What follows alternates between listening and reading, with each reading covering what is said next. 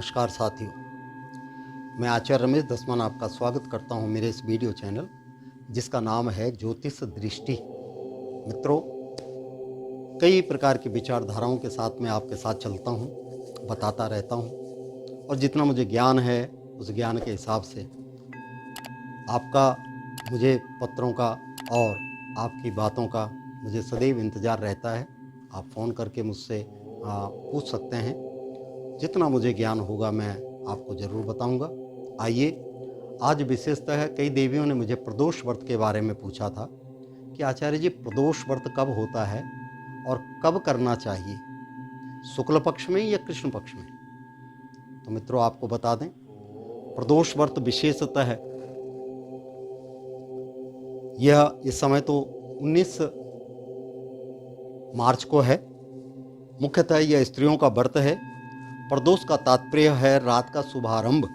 इसी बेला में पूजन होने के कारण यह प्रदोष नाम से प्रख्यात है। प्रत्येक पक्ष की त्रयोदशी को होने वाला यह व्रत संतान कामना प्रदान है। यह व्रत दोनों शुक्ल पक्ष एवं कृष्ण पक्ष दोनों पक्ष में किया जाता है। यह व्रत संतान की कामना की प्रधानता के लिए किया जाता है। इस व्रत के मुख्य देवता आशुतोष भगवान शंकर माने जाते हैं। अब कृष्ण पक्ष में क्योंकि अमावस्या तिथि आती है, भगवान शंकर का दिवस मूल रूपेण देवों के देव महादेव हैं, इनके लिए सब समान है। और जो शुक्ल पक्ष की प्रदोष व्रत आते हैं उसमें नारायण, क्योंकि अगले बार जो है पूर्णमासी आती है, तो पूर्णमासी को नारायण का व्रत माना गया है। अब दोनों जो अमावस्या एवं पूर्णमासी, देखो पूर्णमासी से संतान हम भी लोग बताते हैं, संतान नहीं हो रही तो पूर्णमासी का व्रत रखिए। तो दोनों प्रदोष व्रत को करने से अमावस्या पितरों का आशीर्वाद है, तो पितृ आपका परिवार बढ़ेगा, संतान बढ़ेगी। तो दोनों व्रत प्रदोष भाव से लिए जाते हैं। इनके मुख्य देवता जो हैं आशुतोष भगवान शंकर जी हैं। सायंकाल में व्रत रहने वाले को शिव जी की पूजा करनी चाहिए, अल्पाहार लेना चाहिए और कृष्ण पक्ष का शनि प्रदोष विशेष पुण्यदायी होता है। विशेषतः है जो शनिवार को प्रदोष व्रत पड़ जाए वो बड़ा विशेष पुण्यदायी होता है। शंकर भगवान का दिन सोमवार होने के कारण इस दिन पड़ने वाला प्रदोष सोम प्रदोष कहलाता है। सावन मास का प्रत्येक सोम प्रदोष विशेष महत्वपूर्ण माना गया है। कथा इस प्रकार से है कि प्राचीन काल में एक गरीब ब्राह्मणी अपने पति के मर जाने पर विधवा होकर इधर उधर भीख मांगकर अपना निर्वाह करने लगी। उसका एक पुत्र भी था जिसको सवेरे अपने साथ लेकर घर से निकल जाती और सूर्य डूबने तक घर वापस आती। एक दिन उसकी भेंट विदर्भ देश के राजकुमार से हुई जो अपने पिता की मृत्यु के कारण मारा मारा फिर रहा था। ब्राह्मणी को उसकी दशा देखकर उस पर दया आ गई और वह उसे अपने घर ले आई और प्रदोष व्रत करने लगी। एक दिन वह ब्राह्मणी दोनों बालकों को लेकर शांडिल्य ऋषि के आश्रम में गई और उनसे भगवान शंकर के पूजन की विधि जानकर घर लौट आई तथा प्रदोष व्रत करने लगी। एक दिन दोनों बालक वन में घूम रहे थे। वहां उन्होंने गंधर्व कन्याओं को क्रीड़ा करते देखा। ब्राह्मण कुमार तो घर लौट आया, किंतु राजकुमार एक गंधर्व कन्या से बातें करने लगा। उस कन्या का नाम अंशुमति था।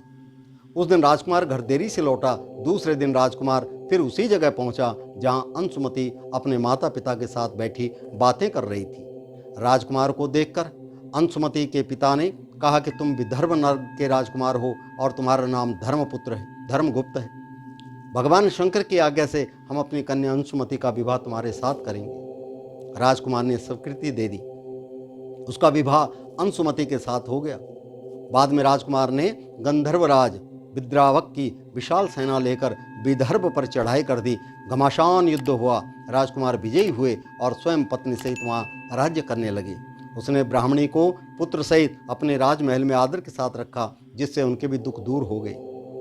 एक दिन अंशुमति ने राजकुमार से पूछा, यह सब कैसे हुआ? तब राजकुमार ने कहा, यह सब प्रदोष व्रत के पुण्य का फल है। उसी दिन से प्रदोष व्रत का महत्व बढ़ गया। इस प्रकार से यह प्रदोष व्रत 19 मार्च 2023 को आएगा। तो इस दिन आप इस व्रत को रख सकते हैं। उससे पहले ये व्रत जो है प्रदोष व्रत